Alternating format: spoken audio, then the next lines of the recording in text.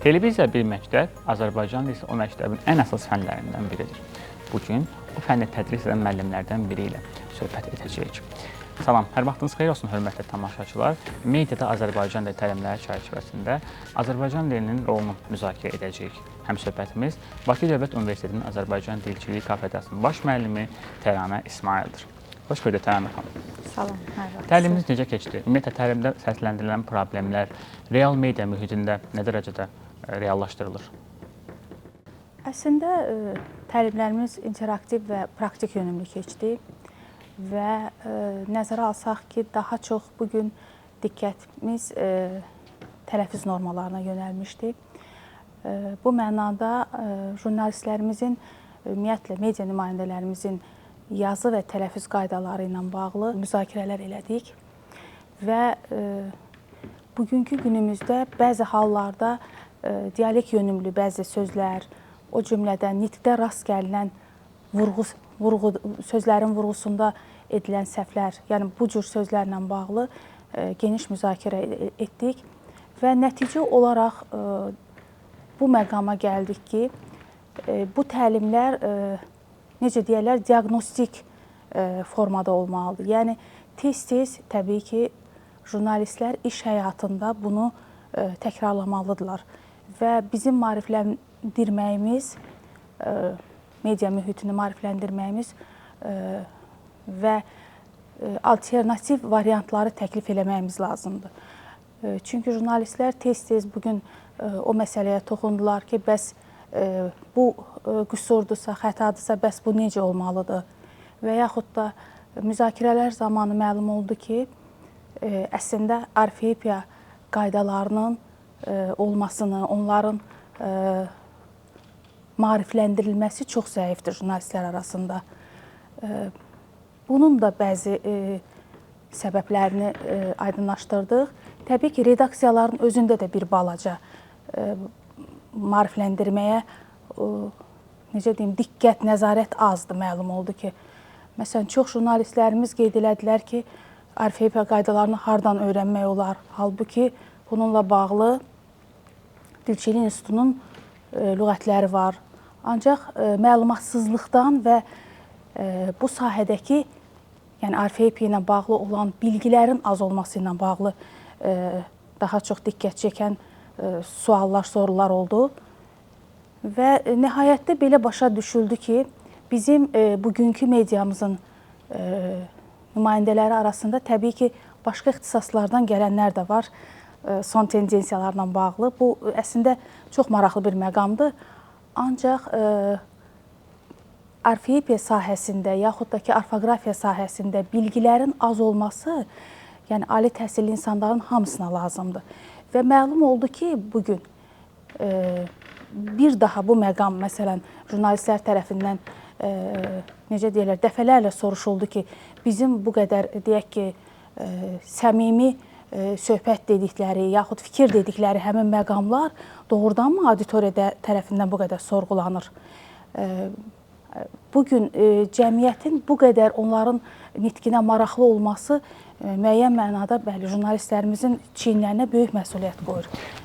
Təranə xanım, üzr istəyirəm, onlayn mediada ədəbi tələffüz normalarından, qaydalarından danışırıq. Ancaq görürük ki, bu real yerinə yetirilmir. Burada əsas səbəb məsuliyyətsizlikdir, yoxsa dillə bağlı, Azərbaycan dilinə bağlı bilgisizlikdir? Əslində, Azərbaycan müstəqil dövlət olduğu üçün və burada kifayət qədər bizim kütləvi informasiya vasitələrinin işlənməsinin şahidiyik. Kifayət qədər bizdə audiovizual şuranın da qeydə aldığı, kifayət qədər agentliklər, saytlar deyək ki, fəaliyyət göstərir. Deməzdim ki, burada bilgi azlığı var. Sadəcə bir məqam var ki, burada işin qurulmasında bəzi boşluqlar var. İşlərin qurulmasında. Məsələn, birmənalı şəkildə bütün redaksiyalarda onların profillərindən asılı olmayaraq həm şifahi, həm də yazılı ədəbi dil normalarına müəyyən nəzarət lazımdır redaksiyalarda. Və bu nəzarət onların, jurnalistlərin çiyinlərinə müəyyən məsuliyyət qoyur. Bəzi hallarda, deyək ki, səmimi dedikləri nitq onların içərisində dialekt elementləri çox olur və onlar bunu düşünürlər ki, bu daha səmimi nitqdir və bir məqam unudulur ki, bu səmimi dediyimiz nitq az sonra bütün cəmiyyət tərəfindən, jurnalistlər tərəfindən dil modeli kimi qəbul olunur. Çünki jurnalistlərimizin danışığı cəmiyyətin bütün nümayəndələri tərəfindən nümunəvi danışıq qəbul edilir.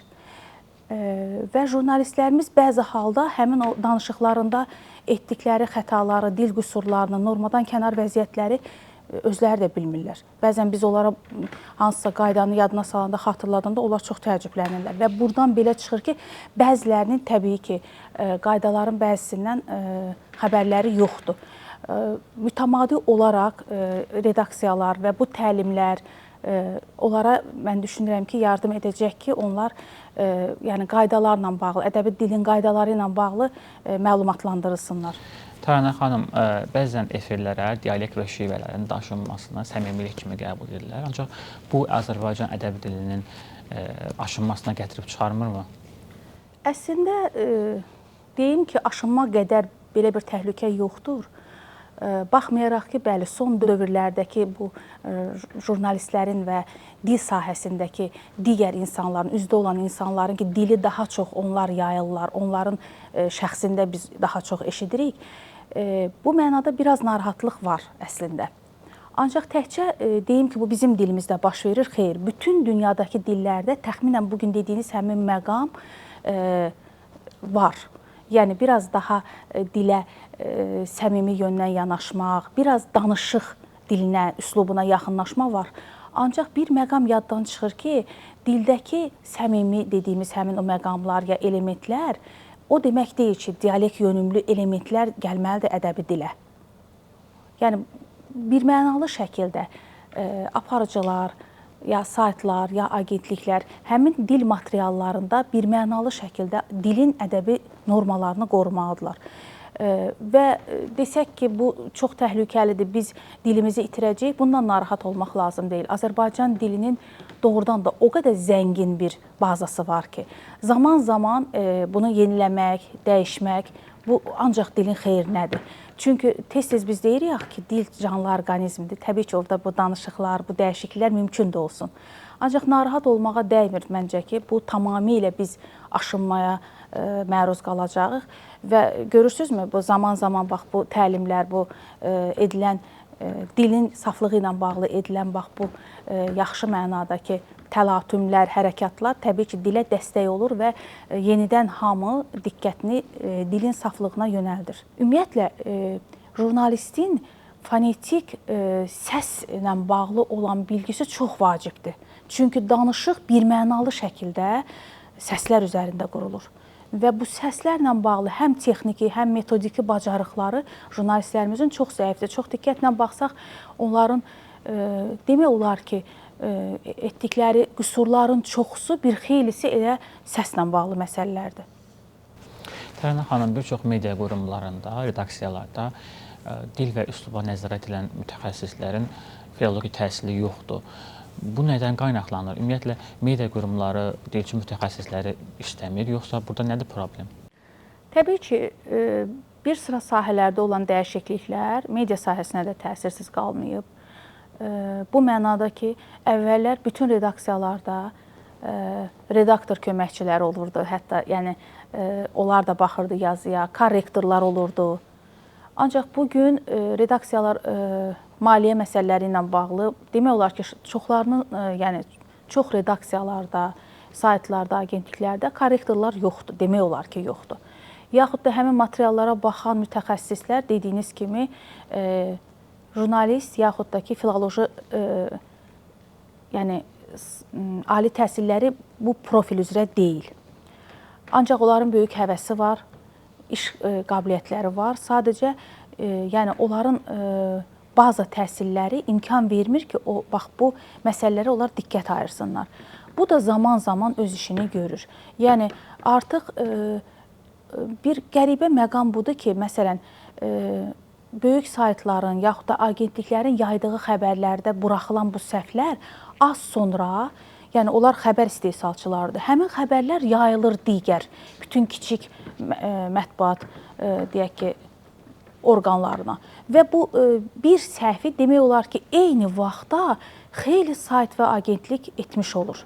Və cəmiyyət təbii ki, bunları oxuyur və az müddətdən sonra həmin səhvlər, inanın ki, bəzən norma kimi qəbul olunur. Və demək olar ki, kimi biz dindiririksə və qeyd ediriksə ki, məsələn, bu məqam qüsurludur, məsələn, onlar bizə həmin nümunələri göstərirlər ki, bəs axı filan sayt bunu belə yazıb, yaxud filan agentlikdə, materialda bax, bu məqam var. Yəni, bu doğrudan da belə cəmiyyətdə çaşqınlıq yaradır. Rəna xanım, yanlış tərəfün təkrarlanması və dediyiniz kimi bütün media qurumlarında səsləndirilməsi və yaxud yazılması bu normanın dəyişikliyinə gətirib çıxara bilərmi? Yox, əslində. Yəni, bugünün özündə də sadəcə iki məqam var. Bir, bizim cəmiyyətimiz doğrudan da çox tələbkar olmalıdır. Biz bəzən belə laqeyd münasibət olur çox tək-tək hallarda ki, əsas odur başa düşülsün, məlumat başa düşülsün. Düzdür, marketinq nöqteyi nəzərdən xəbərin o tez hazırlanması da buna təsir edir ki, bəzən məsələn operativlik nöqteyi nəzərdən axı jurnalist məlumatı gətirir, xəbəri gətirir və onu tez çatdırmaqdan ötürü çatdırılsın deyə ona baxılmır və orada müəyyən qüsurlara yol verilir. Ancaq, məsələn, demək olmaz ki, bunun hamısı ancaq bu səbəbdəndir. Məsələn, bizdə ictimai, analitik, siyasi verilişlər var, xəbər verən verilişlər var ki, burada çox ciddi gözlənilməlidir bu məqamlar. Və dediyim kimi, efirdə səsləndirəcək, yəni hər hansı xəbəri, bu dediyimiz ictimai verilişlərdə, siyasi verilişlərdə, xəbər verilişlərində xəbər yayan redaksiyalar, ümumiyyətlə, informasiya vasitələri çox diqqətli olmalıdırlar və zaman-zaman öz mütəxəssislərində yəni, mükəmməlləşmə aparmalıdırlar. Yəni, ola bilsin ki, mütəxəssis dəvət etsinlər, ola bilsin ki, müəyyən treninqlər təşkil etsinlər.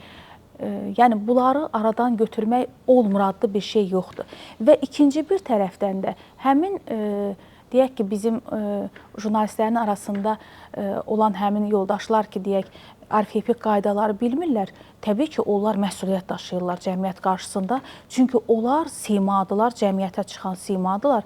Bəzən hətta, məsələn, bugün özü də jurnalistlərin bəziləri gilə eləyir ki, biz deyəsən daha çox jurnalistləri üzərinə gedirik, üstünə gedirik bu məsələlərlə bağlı. Bəlkə də biraz belədir. Ancaq onlar unutmamalıdırlar ki, cəmiyyət onları daha çox real dil daşıyıcıları kimi olardı və onların etdikləri səhv az sonra hamı tərəfindən, yəni cəmiyyətin bütün nümayəndələri tərəfindən eşidilir, dinlənilir və qəbul edilir. Buna görə onların etdikləri kiçik, onların nəzərinə görə kiçik bir səhvlər az sonra artıq hamı tərəfindən qəbul edilir. Buna görə bəli, onların özləri də məsuliyyəti olmalıdırlar. Bəzən deyək ki, jurnalistlər ya bizim gənc dostlar özləri başa düşürlər ki, arxeipik normaları bilmirlər. Amma bununla bağlı onlar öz üzərlərində də çalışmalıdırlar. Bəs bugün biz məsuliyyət deyəndə həmin o jurnalistlərin və bu sahədə çalışan yoldaşların məsuliyyətini də xüsusi onlara çatdırdıq ki, yəni onlar fərqində olmalıdırlar ki, nə boyda məsuliyyət daşıyırlar və bizim onları dinləyən böyük bir cəmiyyət sabah onların danışdığı dillə danışacaq. Və onların çiyinlərinə nə boyda məsuliyyət düşür, bunun fərqində olmalıdırlar. Rəna xanım, xatırlayıram ki, siz 2018-2020-ci illərdə Milli Televiziya Radio Şurasının, indiki Audiovizual Şurada monitoring qrupunun üzvü idiniz və bir ay ərzində, 2 ay ərzində təxminən televiziya və radioda fəaliyyət göstərən aparıcıların qüsurları, nitqlərindəki olan qüsurlarla bağlı və yaxud səhvlərlə bağlı hesabat hazırlamışsınız. Ancaq görünür ki, burada sadəcə illər dəyişib, heç bir şey dəyişməyib. Çünki yəni, eyni qayda və 5 il, 6 il keçməsinə baxmayaraq bu davam edir. Burada media qurumlarının rəhbərləri günahkardır, yoxsa cəmiyyət? Əslində, desək ki, biz günahkar axtarmalıyıq, mütləq günahkar taparıq. Ancaq bilirsinizmi necə? Düzdür, 2018 və ondan 2 il müddətində biz bu monitorinqləri apardıq. Elə həmin dövrdə də, indi bugünün özündə də, mən bayaq da qeyd elədim ki, ümumiyyətlə monitorinqlər diaqnostik səciyyəlidir. O mənada ki, biz desək ki, bugün bizim mətbuatımız tam ədəbi dil normalarına riayət edərək danışır və burada daha çoxluq təşkil eləyir. İnanın bu düzgün olmaz. Yəni biz səmimi olmarıq. Ancaq yəni zaman-zaman bu məsələlərə döndükcə və televiziya, radionun özündə də belə yaxşı mənada canlanma baş verir monitorinq dövründə xüsusilə ay yarım, bəzən bir aydan bir xeyli müddət çox olur bəzi hallarda və bütün demək olar ki, biz respublikada olan bütün televiziya və radioları hətta bura cəlb eləyə bilmişdik. Onların bir ayda olan fəaliyyətlərində yol verdikləri, deyək ki, onların nitqlərində olan və bəzən titr yazılarında, hətta reklamlarda olan bəzi qüsurları göstərmişdik. Bu doğrudan çox maraqla qarşılanır.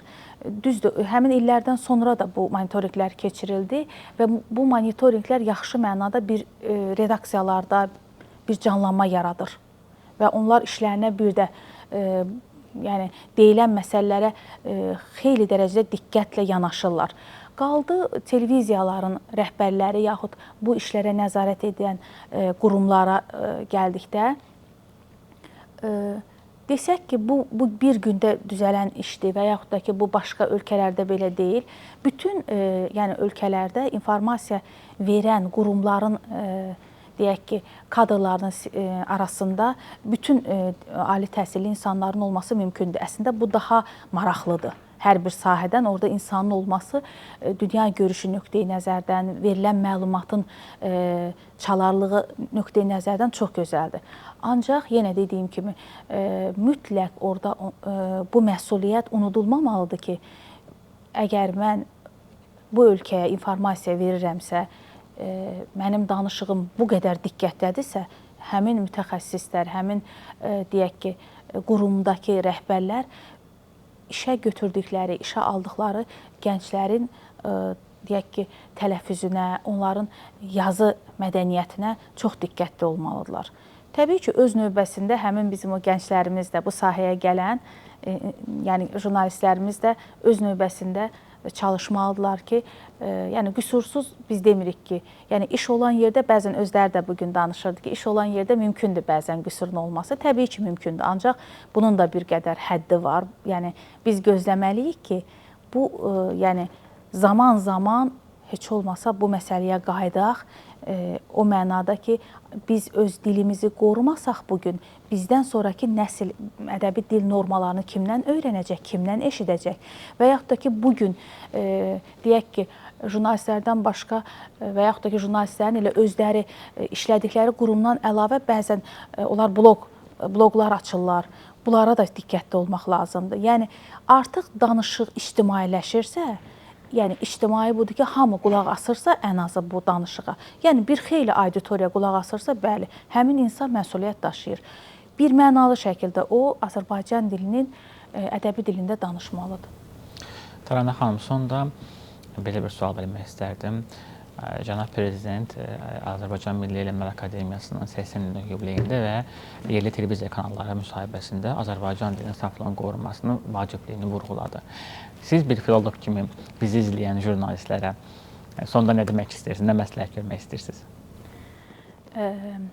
Təbii ki, bu doğrudan çox böyük çağırış idi möhtərəm Prezident tərəfindən və bir daha biz deyək ki, jurnalistlərə üzünü tutdu və xahiş elədi ki, bizim dilimizi qorumaqda onlar ön sıralarda olsunlar və eləcə də tövsiyə edildi ki, dilçilər və deyək ki, universitetlərdə müəllimlər, mütəxəssislər yəni mütləq alternativ variantlar təklif eləsinlər. Biz hər bir şeyə qadağa qoyunca yəni iş bununla bitmir. Yəni biz qüsurları göstərək, qadağa qoyaq.